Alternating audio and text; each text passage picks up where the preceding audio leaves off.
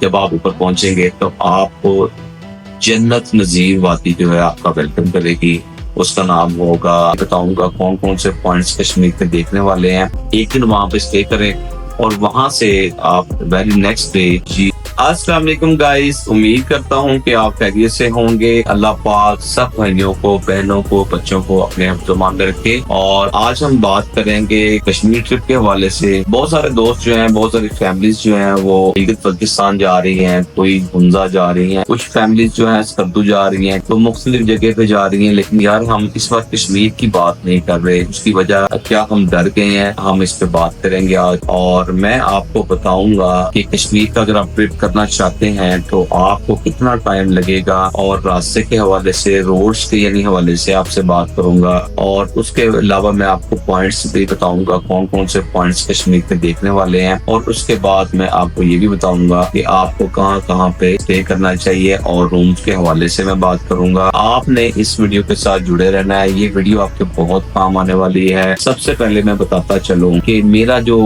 تعلق ہے وہ رینٹ کار انڈسٹری کے ساتھ ہے. اور یہاں سے ہم ٹورس بھیجواتے ہیں، وہ ہم گاڑیاں پرووائڈ کرتے ہیں، لوگ ہم سے گاڑیاں لیتے ہیں. تو آپ کو اگر کوئی بھی گاڑی چاہیے ہو، یعنی آپ کو ہونڈا سیوک چاہیے ہو، آپ کو ہونڈا سٹی چاہیے ہو، سیڈان میں آپ کو ٹویوٹا یارس چاہیے ہو، آلٹو چاہیے ہو، ویگن آر چاہیے ہو، اور کوسٹر ہائی روف چاہیے ہو، اس طرح کی بھی گاڑی آپ کو چاہیے ہو، فارچونر پراڈو بھی چاہیے ہو، ہم ود ڈرائیور اور ود آؤٹ ڈرائیور دیتے ہیں. اس وجہ سے جو مجھے کافی معلومات ہوتی ہے میں آپ کے ساتھ ویڈیوز شیئر کرتا ہوں. اور میں خود بھی بہت شوقین ہوں ٹورزم کے حوالے سے. میں گھومتا رہتا ہوں، پاکستان میں گھومتا ہوں، پاکستان سے باہر گھومتا ہوں. تو اس لیے میری معلومات جو ہیں وہ ایگزیکٹ ہوتی ہیں. پاکستان میں کوئی شاید ایک آدھا پوائنٹ ہو جس کے میں نہ خود گیا ہوں تو اس میں مجھے پتا نہ ہو. تو میں آج آپ کو کشمیر کے ٹرپ کے حوالے سے پلان دوں گا. آپ نے ویڈیو کے ساتھ جڑے رہنا ہے. اگر بھائی کو ابھی تک سبسکرائب نہیں کیا تو یہ بہت سخت زیادتی والی بات ہے. بھائی کو سبسکرائب کر دیں، لائک کر دیں اور شیئر کر دیں. تو ہم بات کریں گے، اگر آپ کشمیر کا ٹرپ جو ہے پلان کر رہے ہیں تو کشمیر جو ہے وہ بالکل اوپن ہے. جنگ کے بعد بالکل کوئی بھی مسئلہ نہیں ہے. نارمل روٹین میں گاڑیاں جا رہی ہیں، روٹین میں لوگ ٹرپ کر رہے ہیں، آ رہے ہیں، جا رہے ہیں. اور سب سے بڑی بات یہ ہے اوور کراؤڈڈ نہیں ہے وہ. اور آپ کشمیر کا جو ہے وہ ٹرپ پلان کریں، وہ بہترین لوکیشن ہے، بہترین وہاں پہ موسم ہے، کوئی بھی پرابلم وہاں پہ نہیں ہے. یہ بالکل کلیئر ہے کیونکہ ہماری گاڑیاں ڈیلی بیسس پہ جاتی ہیں اور وہاں پہ کوئی ایشو ایسا نہیں ہے. تو ہم سب سے پہلے ہم بات کریں گے کہ آپ اگر لاہور سے نکلتے ہیں تو آپ کو کشمیر کا کتنا ٹائم لگے گا. تو کشمیر کا جو اگر آپ لاہور سے نکلتے ہیں تو آپ کو 4 سے 5 گھنٹے اسلام آباد کے اور 1 گھنٹہ تقریباً مری، یعنی آپ کو 6 گھنٹے مری تک آپ کا ٹائم لگے گا. اور میں آپ کو مشورہ دوں گا اگر آپ کشمیر کا ٹرپ کرتے ہیں، لاہور سے اگر آپ نکلتے ہیں تو آپ 1 ڈے جو ہے وہ اسٹے کریں مری میں، مال روڈ پہ گھومیں، آپ کسی اربن میں جائیں، آپ کوئی کافی شاپ کریں، آپ وہاں پہ انجوائے کریں. اور 1 نائٹ اسٹے کرنے کے بعد وہاں سے آپ نکلیں اور مظفر آباد سے ہوتے ہوئے جو ہے وہ سیدھا آپ کیرن سیکٹر فرسٹ ڈے کریں جا کر. اور جب آپ مری سے نکلیں گے تو آپ کو کیرن سیکٹر تک تقریباً 7 گھنٹے لگیں گے، یعنی 7 اور 6 تقریباً 12 سے 13 گھنٹے جو ہے آپ کو لاہور سے وہ لگ جاتے ہیں. اسلام آباد سے آپ ایسٹیمیٹ کر سکتے ہیں، آپ اسلام آباد 5 گھنٹے آپ اس میں سے مائنس کر دیں تو آپ جو ہے وہ ایزیلی کشمیر آپ پہنچ سکتے ہیں.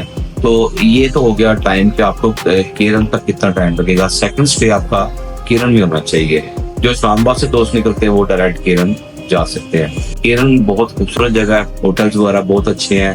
اور کیرن کے ساتھ رہ نیلم چل رہا ہے، بہت خوبصورت وادی ہے اور وہاں پہ آپ اسٹے کریں. نہیں کرنا چاہتے تو آپ کے بالکل کیرن کے ساتھ اپر نیلم ہے، اپر نیلم ہائٹ پہ ہے، تو آپ وہاں پہ بھی اسٹے کر سکتے ہیں. ایک دن وہاں پہ اسٹے کریں اور وہاں سے آپ ویری نیکسٹ ڈے جیپ لیں اور رتی گلی جھیل کا ٹرپ کریں. رتی گلی جھیل پہ آپ کی گاڑی نہیں جا سکتی، وہاں پہ جو جیپس آتی ہیں آپ کو تھوڑی سی ہائکنگ بھی کرنا پڑے گی. اس کے بعد جو ہے وہ آپ رتی گلی جھیل پہنچیں گے. بہت ہی خوبصورت جھیل ہے اور وہ جون کے اینڈ میں یا جولائی کے سٹارٹ میں وہ بالکل اوپن ہو جاتی ہے.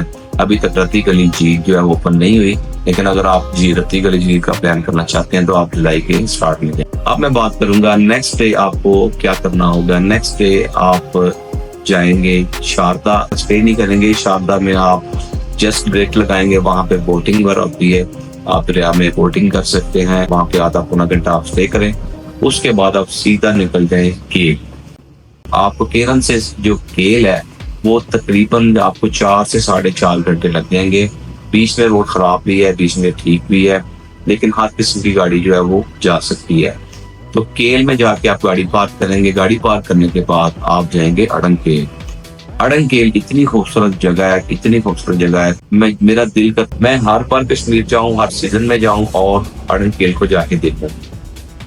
اڑنگ کیل جانے کے لیے آپ کو ذرا جذبہ چاہیے، ہمت چاہیے، وہ اس لیے کہ جب آپ گاڑی کیل میں پارک کریں گے تو کیل میں گاڑی پارک کرنے کے بعد آپ کو ایک ڈولی نما بنی ہے جو کہ سرکاری طور پہ ہے۔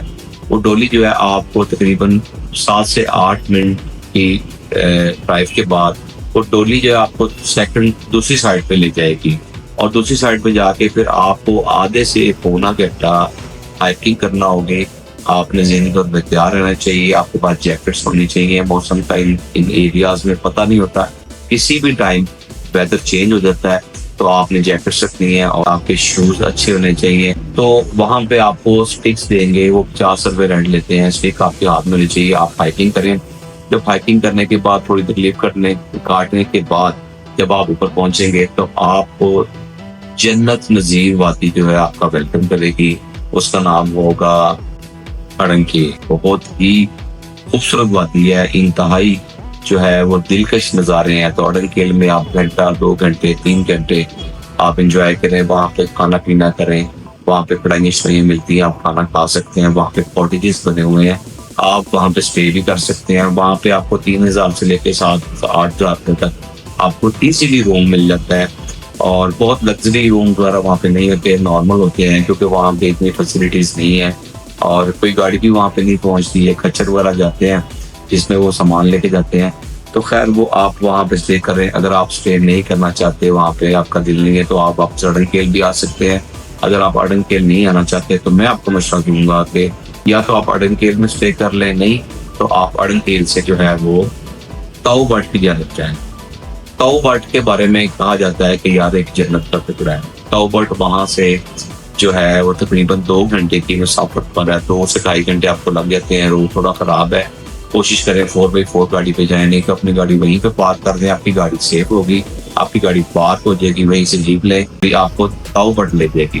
تو آپ تاؤ بٹ جائیں۔ تاؤ بٹ میں بھی جو ہے ہوٹلز وغیرہ بہت نارمل ہیں، یعنی بہت مہنگے نہیں ہیں، آپ کو 5000 سے 7-8 ہزار روپے میں 3000 روپے والا روم بھی مل جائے گا۔ تو آپ تاؤ بٹ جائیں، وہاں پہ 1 دن اسٹے کریں، 2 دن اسٹے کریں۔ تاؤ بٹ بہت خوبصورت ہے، بہت ہی انتہائی خوبصورت ہے۔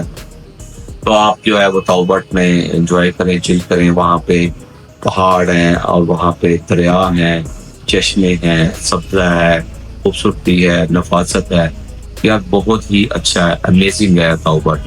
تو آپ تاؤ بٹ میں گھومتے ہوئے آپ واپس، جب آپ کا دل کرے کہ آپ نے واپس جانا ہے تو آپ واپس آ سکتے ہیں۔ اسی طرح آپ واپس جو ہے کیرن میں آئیں گے، کیرن میں تاؤ بٹ سے نکل کے کیرن میں آپ اسٹے کریں، اور اسٹے کر کے آپ پھر واپس آ سکتے ہیں۔ آپ سے گزارش یہ ہے کہ جب آپ نکلا کریں نارتھن ایریاز میں، اپنی گاڑی کی فٹنس کا خیال رکھا کریں، کیئرفلی گاڑی چلائیں، بالکل بھی پہاڑی ایریاز میں جلد بازی نہ کریں، بریک کا استعمال کم کریں، چھوٹے گیئر میں گاڑی چلائیں۔ اور یہ کچھ باتیں تھیں جو آپ کے لیے سیفٹی کے لیے ہیں۔ اور اگلی بات میں یہ کروں گا کھانے کے حوالے سے۔ تو کھانا جو ہے وہ آپ کو چاہیے کہ آپ جیسے لاہور میں کافی کمپنیز ہیں جو کھانے کو پیک کر دیتی ہیں، وہ 1 سال کی اس کی گارنٹی ہوتی ہے، کھانا خراب نہیں ہوتا۔ جو لوگ باہر سے کھانا نہیں کھا سکتے، ان کو کوئی میڈیکلی پرابلم ہے، تو وہ جو ہے وہ کھانا پیک کروا کے بھی لے جا سکتے ہیں۔ ہم نے کئی مرتبہ سفر کیا ہے، ہم نے کئی مرتبہ ٹریول کیا ہے، اور ہم نے کھانا جو ہے وہ اپنا پیک کروا کے جو ہم ساتھ لے کے گئے ہیں، اور اس سے یہ فائدہ ہوا کہ آپ کے پیسے بھی بچیں گے اور آپ کی صحت بھی خراب نہیں ہوگی۔ تو باقی یہ کہ کھانے کے حوالے سے جو آپ نارتھن ایریاز میں کہیں بھی جاتے ہیں تو بہت زیادہ اچھے کھانے آپ کو نہیں ملتے، آپ کو نارمل ملتے ہیں کھانے۔ تو آپ یہ بھی اپنی احتیاط کر لیا کریں۔ آپ باربیکیو کریں، آپ کی بٹی لے لیں ساتھ، چھوٹی موٹی آپ خدا بٹیاں مل جاتی ہیں، وہ کر سکتے ہیں۔ باقی کسی بھی قسم کی ٹورسٹ کی معلومات کے لیے آپ میرے چینل کو فالو کریں۔